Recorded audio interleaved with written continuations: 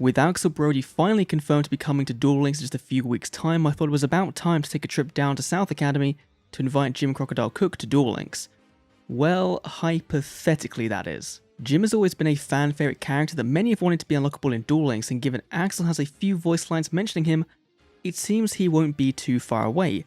So today I'm going to put my foot forward and discuss what I think Jim might bring when he does come to Duel Links eventually, and a few other things here and there. So I'm sure most of you don't need an introduction to who Jim is, but in case you do, let's leave it at 4 key points.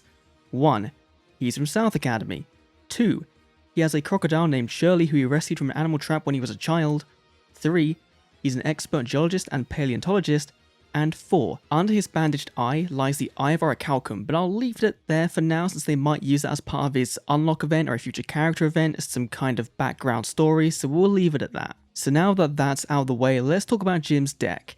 In the anime, Jim uses the fusion-based Fossil deck, and in the show, the Fossil Extra monsters were mainly vanilla fusion monsters, which required rock types plus monsters of differing types and levels in your opponent's graveyard to summon with the effect of Fossil Fusion.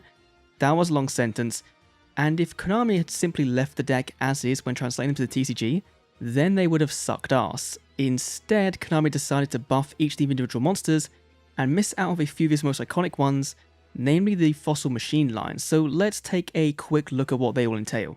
Fossil Fusion is the heart and soul of the deck, and the best way I could describe it is a pseudo-invocation, but don't worry, it's not as busted in my opinion. But it does include a similar level of recursion, so it lets you use monsters in both players' graveyards to fusion summon, and if you banish monsters from both graveyards rather than just one or one or the other, then the monster you summoned can't be targeted with monster effects, giving it some protection, but in Duel Links, really, we're now in the back row heavy meta, so that doesn't make too much of a difference.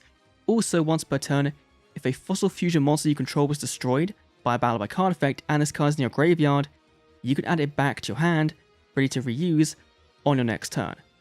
Thing is though, that I think is a main phase 2 effect, so in Duel Links that won't really make too much sense. I can't remember if it's quickie or not, it might be, but if not, then that's going to be not that great for Duel Links. Our first fusion is Fossil Dragon Skullgar, a level 1 that requires 1 rock monster and 1 level 4 low monster specifically from your opponent's graveyard to summon. It deals piercing damage on attack, and if it's in your graveyard you can banish it to search a copy of Fossil Fusion from your deck, so there's one way of getting the main playmaker of the deck to your hand. Its upgraded form, Fossil Dragon Skullgios, is level 8 that requires 1 rock monster and a level 7 or higher monster in your opponent's graveyard, so a little bit harder of a requirement to summon, but there'll be ways we can kind of modulate that later on. Before damage calc, you can basically shield and sword your opponent's monster, which is going to be really good given the fact this guy has 3500 attack points as well. You can make this card a serious OTK damage machine, and if he was fusion summoned, which he would be unless you brought it back from the graveyard by another effect, he would deal double battle damage. So 3500 potentially becomes 7000, and then with a attack and defense swap, that's a lot of damage to say the least. Now moving away from the Dragon line to the Fossil Warrior line with Fossil Warrior Skull Bone, it's level 4 that requires 1 rock monster and a level 4 lower monster, this time in either player's graveyard. It's weaker than Skullgar, but it can make 2 attacks on monsters during the battle phase, and if it's in your graveyard you can banish it to search a copy of Time Stream from your deck. So the Dragon searches out your Fossil Fusion, and the Warrior searches for Time Stream. So quickly moving on to Time Stream, this is a normal spell card that lets you tribute a fossil monster you control to essentially rank it up into another Fossil Fusion monster with 2 levels higher. So level 4 becomes level 6 becomes level 8. Pretty simple. And it treats that as a fusion summon, so you do get any of the nifty benefits that you get when using a fusion summon for the monster, so that's pretty cool. Also, during the main phase, except turning percent to the graveyard, you can banish this card and a Fossil Fusion monster in your graveyard to target another fusion monster in your graveyard and special it. But again, this one doesn't then treat it as a fusion summon, so it's just going to come out on the field with its base attack and generic effect, none of these special bonuses it would get otherwise. So if it wasn't obvious already, the Fossil deck likes to use fusion monsters to fusion climb into their higher forms and then recycle them in the graveyard, which means in Duel Links, much like Mayakashi, they'll be limited by their extra deck space more so than other decks in the game, and that might be why they can be considered fair in Duel Links because of that restriction. So back to Fossil Warrior Skull Knight, it's level 6, requires 1 rock and any level 5 or 6 monster from either player's graveyard, does piercing damage, and can make a second attack in a row if he destroys a monster by battle. He also gives the deck some form of on-the-fly removal by being able to banish himself from the graveyard, target monster on the field, and blow it up. So far we've seen a ton of OTK heavy monster removal strategies, and now we're going to get into his ace monster, which brings all that together into one big boss. Fossil Warrior Skull King. It requires a rock monster and a level 7 or higher monster from either player's graveyard, can make a second attack during each battle phase without having to destroy a monster, so immediately it can attack twice directly, and it does piercing damage, and during your opponent's turn can special a monster from their graveyard by discarding a card. And this being a quick effect means that this part alone is so powerful in being able to disrupt some of your opponent's key plays that utilize cards in the graveyard like Invocation, Shiranui, those kind of things. You know, you get their Alistair, you get the fire monster out that they're trying to use for their Invocation, then it kind of disrupts their play there. Now, released in the same set as the Fossil cards are a few other archetypal support cards that I want to cover before discussing my thoughts on the deck's overall strategy because they're going to be kind of integral to it. Weathering Soldier, or in the anime was Efflorescent Knight, is a much needed main deck monster with a formidable 2000 attack points that if he's destroyed by battle or sent to the graveyard by a card effect, can let you search out for Fossil Fusion, or a card that lists it, except himself, from your deck. It's a hard once per turn, and in the end phase if he's on the field, he loses 600 attack points, so he's mainly there to be destroyed or sent there via things like Foolish Burial, that kind of thing. Speaking of Foolish Burial, we have Miracle Rupture. It's a Foolish Burial for level 4 lower rock monsters, and if Fossil Fusion is in the graveyard, you get a bonus draw 1. Outside the archetype, very good. Inside the archetype, even better. And Specimen Inspection is a spell card that lets you set up for your Fossil Fusion summon big time by revealing the fusion spell, sending a monster in hand to the graveyard, and then forcing your opponent to send a card from their deck or hand to the graveyard with the level and type that you declare. So if you know the deck you're playing against, which in Duel Links is very easy to read based on the character, the skill, that kind of thing, then you can very easily get a card from their deck into the graveyard, a very good playmaker card, and, you know, stop their play, and also set up your play to use their monster in the graveyard to go for one of your Skull Dragons or Skull Warriors. So where do I stand right now on Fossils? Well, the deck seems fun, but it's incredibly reliant on drawing into Fossil Fusion, and it's there that I could see Konami taking some liberties with how viable the deck could be from the offset. Weathering Soldier's effect to send to the graveyard seems to be the primary way to search the card, and you're only doing that either very slowly by Bout Destruction, or sending it via Miracle Rupture, or perhaps even Neos Fusion if you want to play a Jaden Jim hybrid deck. And in some decks, Neos Fusion was just teched in as a Foolish Burial of sorts to get a certain card in the graveyard, so that then makes a ton of sense, but it does then clog up your extra deck with one less slot having to run Brave Neo, so that's not very good. Weathering Soldier can also trigger its effect when sent by the effective next season monster, now not if it's detaching for cost, which means there's very few examples of this, but one in Duel Links right now is the second effect, the protection effect of Maestro the Symphony Djinn, and also the protection effect of Silent Anarach, one of the most popular Xyz monsters. It would technically trigger off that, but really, I don't think you'd be running Xyzes in this deck unless there was one that really benefited rock monsters, was a rank 4, sure.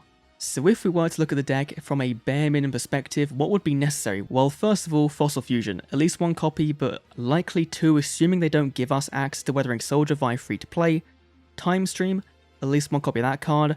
They will want to give us the Ace Skull King as a one of obtainable card, and Stream facilitates its summoning, and at one copy, it doesn't really hurt so much. Thirdly, one of each copy of the Fossil Warrior Fusion monsters, and finally, one copy of Fossil Dragon Skullgar. For some reason, I have a hard time seeing Konami give us access to Skullgirls immediately, especially as a free-to-play option. Long gone are the days of Cyber Angel OTKs being available for free, and here we have Loom asking for free Cyber Angel playmats. That's just not going to happen. Weathering Soldier and Miracle Rupture, I could see them throwing into a box close to the release, padding out the card pool whilst limiting us on the fusions we can use. Rupture at least has its use cases outside of Fossils, which makes it an easier sell to more players, because Magnimors can use it to send their things to the graveyard for their Berserkion plays.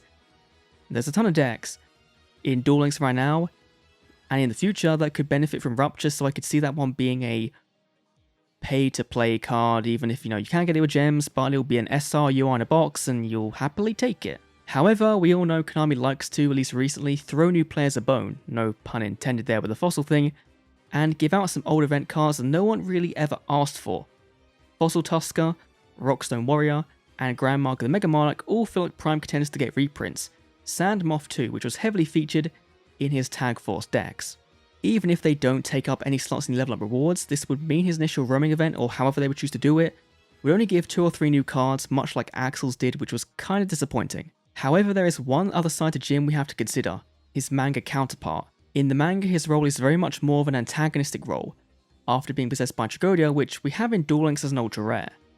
Unlike in the anime, Jim focuses on using a alligator deck, with the end goal of summoning his ace monster, the Tyrant Neptune, which if you played a TCG in the last 3 or 4 years or so, you should be very familiar with this card, and one we won't ever get in Duel Links in a conventional manner. You see, the Tyrant Neptune is actually banned in both the TCG and the OCG due to its interaction with Lyrilusk Independent Nightingale. Since Neptune copies the attack, defense, and effect of the monster distributed over, it led to the introduction of a very consistent FTK. So immediately you could burn your opponent for a small amount of damage with Nightingale, then use Neptune to copy its attack to 1000, use the effect inherited from Nightingale to not only increase its attack by 5000 to 6000, but then burn immediately for 5000 damage, and then on top of that, it would be unaffected by other cards' effects. So it was a right pain in the ass to deal with, if you could even deal with it at all outside of, say, a Kaiju monster. Now, are we remotely close to seeing Lyrilusk in Duel Links? No, I don't think so, but that doesn't mean Neptune won't be abused in this format too. I could easily see them adding it to Jim's AI deck to have some form of challenge, but no way is this being obtainable anytime soon. But that's not all for Manga Jim. He has 2 other cards from the manga that aren't in Duel Links just yet, or even in English for that matter. Unlike Lionel Spawn Alligator that are already in Duel Links in previous boxer card traders, we have Dark Alligator, a level 8 reptile that you contribute some by attributing 1 reptile, so in Duel Links that's aliens, reptilians, worms, and evil tiles to name a few archetypes, and when you do, it generates tokens up to the number of monsters used to tribute it, so usually 1 but maybe 2, with 2000 attack and 0 defense, and if it's destroyed, you can add a reptile card from your deck to your hand. Not bad, but in Duel Links, I don't think it really does much aside from, getting out a decent board. You have a big monster with some decent defense line. Not bad, but not terrible. Now, Reptia Egg is the second card that I think would be really fun in Duel Links. First up, it can't be destroyed by battle, which is kind of a big no-no for Duel Links, but given how easy removal is right now, that's not too big of an issue, I don't think. And during the standby phase, the next turn after this card was normal summoned, you contribute it to summon up to 3 level 4 lower reptiles or rocks from your hand or deck. But if you summon 2 or more, they have to have the same name, but they are banished in the end phase.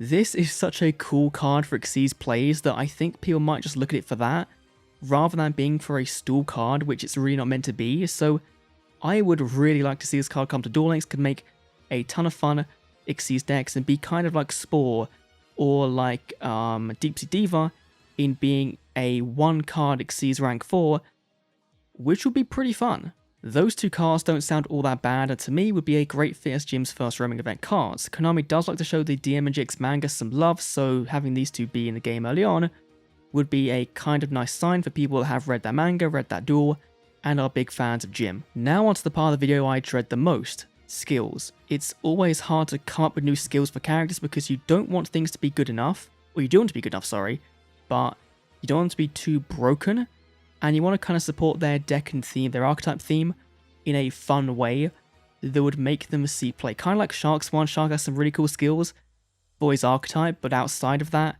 they're not that great.